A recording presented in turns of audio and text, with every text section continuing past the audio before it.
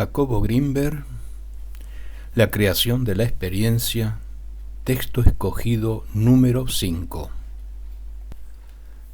Correlativos fisiológicos de la cualidad de la experiencia. Hace ya más de 30 años que el poderoso cerebro de Teilhard de Chardin explicó la evolución de la materia, de la vida y de la conciencia, como resultado de leyes según las cuales todo tendía a un mayor grado de complejidad y de centralización. Para Teilhard, el aumento de la complejidad era un principio general que se manifestaba en la construcción gradual de átomos, moléculas, células y organismos, a partir de la organización de partículas elementales. Y la centralización era el modelo en que tenía lugar la organización.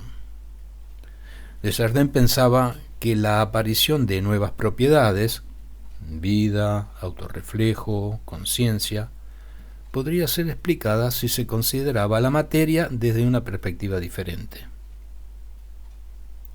Nuestro objetivo en este capítulo es el de discutir el poder que tiene esta perspectiva y explicar el modo en que la actividad cerebral está relacionada con la calidad de la experiencia. Perceptos. La luz, desde un punto de vista estrictamente físico, tiene una naturaleza electromagnética, fotónica. El sonido son los cambios en la presión del aire que se transmiten en forma de ondas, mientras que el frío es una disminución de la energía cinética. El mundo externo, considerado en sus características físicas, es un caldo de energía en el que vivimos los seres humanos. No hay nada en ese caldo que pueda parecerse, ni siquiera mínimamente, a la forma en que nosotros lo percibimos o lo sentimos. Incluso la actividad de nuestro cerebro es completamente diferente a nuestra experiencia subjetiva. Desde un punto de vista global, el cerebro funciona como una máquina homogeneizada que transforma los diferentes tipos de energía externa que lo impregnan de una energía similar. La actividad de sus neuronas y del entramado de los nervios. A causa de esta similitud, los componentes de esta actividad, los potenciales de acción, los potenciales dendríticos, etc., no pueden explicar per se las diferentes cualidades de la experiencia subjetiva. Estas cualidades deben, por consiguiente, resultar procesos más globales, presumiblemente de la actividad de poblaciones neuronales. Las poblaciones neuronales, al ser activadas por algún estímulo, desarrollan configuraciones energéticas e informaciones como patrones específicos cuyas características dependen de la disposición anatómica y morfológica de los elementos que forman parte de ellos. Dicho con otras palabras, dependen de la forma, el número y la disposición de sus contactos sinápticos, el espacio ocupado por las arborizaciones dendríticas, la velocidad de transmisión de los impulsos nerviosos de los axones y el tipo de sus conexiones. A este respecto, y considerado como un conjunto, la organización columnar de la corteza occipital debe desarrollar diferentes configuraciones energéticas en comparación con aquellas de la estructura del núcleo caudado, por la organización funcional de la corteza auditiva o por la disposición de las células en el bulbo olfativo. Obviamente, el hecho de que un estímulo olfativo sea cualitativamente diferente de uno auditivo o visual solo puede ser explicado si los sistemas responsables de estas cualidades difieren de forma sustancial entre sí. Está claro que la diferencia no puede hallarse en los elementos o en las unidades de activación, ya que son las mismas en todos los sistemas. Vale la pena repetir que la única diferencia fisiológica que puede ser responsable de la cualidad de las percepciones es la distribución gestáltica de la información que discurre por una anatomía específica en forma de flujo de energía. Parece, por consiguiente, necesario volver a definir la ley de Müller. En su forma original, esta ley afirma que la cualidad depende del lugar final de activación. Sin embargo, ahora sabemos que no es el lugar en sí, sino más bien la construcción de una alteración específica y muy compleja de las características del espacio-tiempo. En este sentido, se puede esperar que una luz provoque una alteración diferente a la de un sonido, diferente tanto en lo que se refiere a su tridimensionalidad, complejidad y nivel de cambio, como también en la parte del cerebro donde aparece y se desarrolla. También es posible especular que todo lo que llamamos luz, al margen de los detalles, colores y otras características de los objetos vistos, comparte una distribución básica y común de la energía que difiere en forma general de los tipos de configuraciones comunes y fundamentales que denominamos sonido o color, y que este fundamento depende de una estructura genéticamente determinada presente desde el nacimiento. Si esta afirmación es cierta, entonces la primera luz vista por un recién nacido posee la misma cualidad básica que la luz que percibe un adulto, aunque carezca de contenido y de detalles. Lo mismo se puede decir del sonido, del color y de las otras modalidades de la experiencia.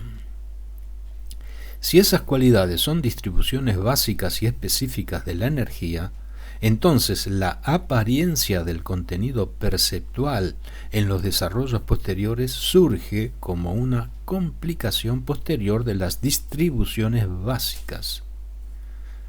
Esta idea es apoyada por el hallazgo de células complejas en la corteza occipital de gatitos recién nacidos y en las organizaciones neuronales que deben estar presentes para fundamentar sus respuestas. La cualidad de la experiencia, por lo tanto, no es la actividad del sistema nervioso, sino su resultado. Este producto es una distribución espacio-temporal de la energía que fluye como información en regiones específicas del sistema nervioso. Solo una diferencia global en estas distribuciones puede ser la responsable de las diferencias cualitativas. Circuitos de inclusión. Los descriptos. Aunque esto sea cierto, nuestra experiencia subjetiva tiene una realidad mucho más compleja que la de una configuración de energía. En primer lugar, como perceptores que somos, estamos separados de lo que percibimos en el sentido de que podemos hablar sobre ello, de pensarlo e incluso de intentar comprender su base fisiológica. En segundo lugar, esta separación de nuestras percepciones nos permite manejar su contenido y sus características cuando no están presentes. Estas operaciones son llevadas a cabo mediante la reducción de toda complejidad de los perceptos a lenguajes que describen sus características generales. Estas descripciones no tienen por qué ser palabras ni vocalizaciones. Pueden ser gestos o cualquier otro código. Llamaremos a estos códigos descriptos. En tercer lugar, la transformación de un percepto en un descripto tiene varios niveles de complejidad. Un descripto puede hacer referencia a un percepto específico, por ejemplo, cuando se refiere a un objeto particular, o a una categoría de perceptos, por ejemplo, conceptos tales como color, hombre. En cada nivel de complejidad, el descripto incluye más información que ha reducido a un circuito específico. Desde un punto de vista neurofisiológico, esto significa que el cerebro humano tiene la capacidad de separarse de sus distribuciones globales de energía. Esta capacidad nos lleva a la conclusión de que, mediante algunas interacciones especiales y circuitos lógicos, las distribuciones holísticas de energía, los perceptos, son sentidos y reducidos a códigos que las representan, los descriptos. Estas operaciones de inclusión y reducción son llevadas a cabo mediante procesos que podemos llamar de inclusión. Tal vez otras transformaciones entre distribuciones de energía y una experiencia perceptual dependan de la actividad de esas operaciones de inclusión, por lo que se precisa de su comprensión fisiológica. Antes de proseguir, examinemos el funcionamiento de los circuitos perceptuales y la importancia de los circuitos de convergencia compartida fisiológica de las operaciones de inclusión.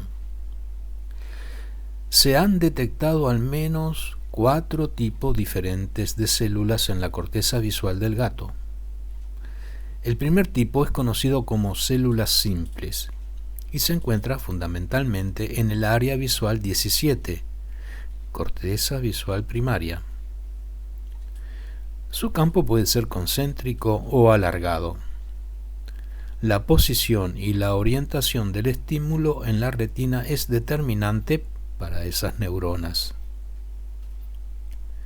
En la misma área 17 y en la adyacente 18, corteza visual secundaria, hay células complejas que responden de forma similar a la de las células simples, pero sus campos son más largos y no tienen forma concéntrica, por lo que su respuesta no depende de la parte del campo estimulada. Es muy probable que las células complejas reciban información convergente de las células simples. Al menos, esta es una explicación más satisfactoria de la similitud de respuesta y de aumento de tamaño de sus campos receptivos. El tercer tipo de célula son las unidades hipercomplejas de bajo orden encontradas en las áreas 18 y 19, corteza visual terciaria. Responden, como células complejas que son, a un corte, a un borde, a una barra oscura. Pero la longitud del estímulo tiene una importancia determinante. El estímulo óptimo es una línea con una orientación concreta que se encuentra dentro de una determinada región de la retina. Los estímulos similares que se encuentran situados en porciones adyacentes se inhiben.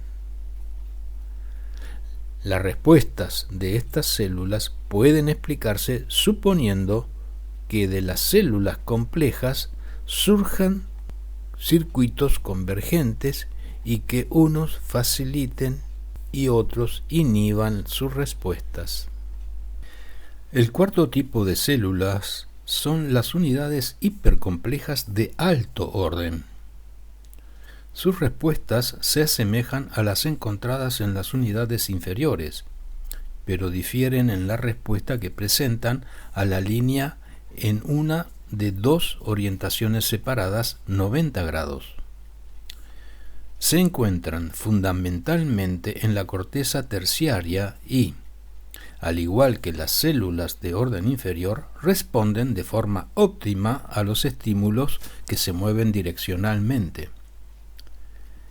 El tamaño de los campos receptivos de las células de orden superior es mucho mayor que el de las inferiores, y su respuesta no varía según cuál sea la parte del campo que se estimule. En general, las células de orden superior se comportan como si recibieran sus estímulos de un gran número de células de orden inferior. La independencia de su respuesta en relación con la localización del estímulo de sus campos receptivos significa que estas neuronas no son influidas por dicha localización. Este hecho puede ser explicado asumiendo que las neuronas que responden a estímulos complejos, pero que no se encuentran situadas en alguna parte de la retina, convergen en esos campos. Se supone que las células simples reciben información convergente de las células concéntricas en el cuerpo geniculado del tálamo. Las células complejas reciben información convergente de las células simples. Asimismo, las células hipercomplejas de bajo orden la reciben de las células complejas. Y las células hipercomplejas de alto orden lo hacen de las células hipercomplejas de orden inferior. Estos circuitos de alta convergencia explican el incremento de tamaño de los campos sensoriales. En términos de información, este incremento de la convergencia supone que la información muy compleja se concentra en unos pocos canales a medida que se separa de la periferia y se aproxima a las partes centrales del sistema. En este sentido, un número relativamente bajo de canales contiene la información que previamente se había relacionado con la actividad de un número mucho mayor de elementos. Esta concentración de información tal vez tenga lugar a expensas de complicar los patrones neuronales de respuesta en las unidades de alta convergencia. Esto es igualmente cierto cuando se analiza la corteza auditiva, especialmente en lo que se refiere a las unidades que tienen una secuencia de tonos como secuencia óptima de respuesta. Los circuitos convergentes son también la base de la actividad de las estructuras polisensoriales y se ha demostrado que su participación en operaciones complejas y de aprendizaje puede ser importante. La actividad de un circuito convergente implica la activación o la modulación de una cantidad reducida de unidades guiadas por grandes cantidades de elementos que en ellas convergen. En la activación de un entramado convergente se lleva a cabo una reducción de la información. Una reducción que supone la inclusión de información de un gran número de canales en un número menor. Como la probabilidad de descarga de una neurona convergente se potencia si se reciben simultáneamente los impulsos que la facilitan, y se reduce si no se reciben. El resultado de un circuito convergente supone la extracción de un código común. Las similitudes entre las operaciones de inclusión y los circuitos de convergencia no pueden ser más explícitas, por lo que es posible que la transformación percepto-descripto se lleve a cabo mediante la activación de dichos circuitos. La capacidad de las regiones temporal y parietal del cerebro humano para mostrar un código análogo en forma de idénticos potenciales provocados por formas geométricas diferentes, pero con un mismo significado, es una demostración fisiológica indirecta de la existencia de dichos circuitos. Los perceptos son el producto de amplias poblaciones de neuronas capaces de construir distribuciones tridimensionales de energía, tetradimensionales si tenemos en cuenta el tiempo. Pero esta información global es manejada en parte por la actividad de los circuitos de convergencia, que son más específicos y selectivos. Desde este punto de vista, la idea de Teilhard de Chardin del universo como sistema de complejidad y centralización crecientes es un reflejo de esa construcción y fisiología del cerebro. De igual forma que un descripto difiere de otro en lo que se refiere a su poder de inclusión y de generalización, los circuitos de convergencia difieren en su jerarquía. Y en este sentido podemos hablar de niveles de convergencia, cada uno de los cuales es más inclusivo y potente que el otro. Los descriptos, el lenguaje y el pensamiento abstracto en general deben ser el resultado de diferentes niveles jerárquicos de convergencia, el último de los cuales es posiblemente la conciencia del yo.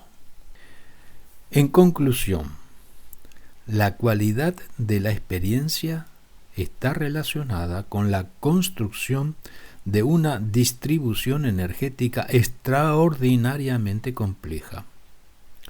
La lógica y la manipulación de esas distribuciones está controlada parcialmente por la actividad de los circuitos de convergencia, que son más concretos y localizados, y son parcialmente responsables de operaciones de cuya cualidad no es necesario tener experiencia, como el pensamiento y la lógica.